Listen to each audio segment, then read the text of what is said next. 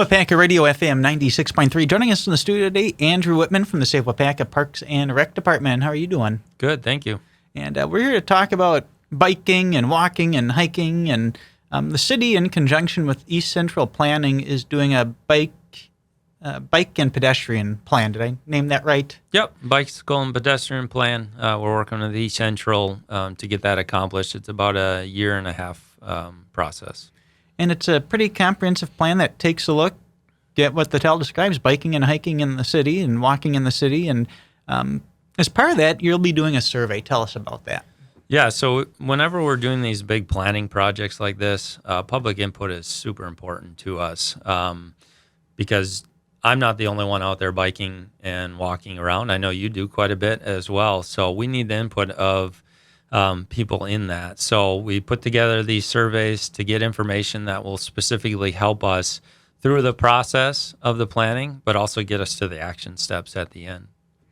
So when you put together a plan like this, I asked you off the air, what's going to be the outcome of it? Is it just a plan that's there that if something comes up, you go after it? Or is it stuff you're going to do right now? And it's kind of a combination. So once this plan is complete, what opportunities does it open up? How would it be used?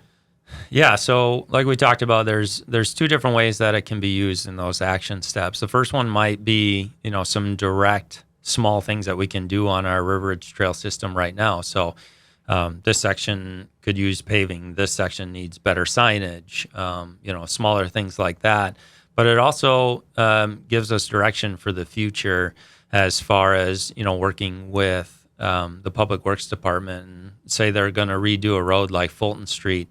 Well, the plan recommends that these are the steps to get people to more safely be able to get out to the Fulton Street corridor. And so can we put that into the planning of that road to implement either a bike lane or, whatever is recommended based on that. So it really helps us in and not just my department, but other departments as well moving forward. I don't know if it was a direct result of a bike or PED plan, but I know Evans Street's a really good example. That was a road that was pretty narrow, and they've got a lane on both sides for walking and biking, which was a nice improvement. So I don't know if that came from one of these plans or not, but that's just a good example of how this input can help in planning for projects like that. Yep, those are the types of things that you would see based on the plan, and it would give us direction and connectivity through the whole community.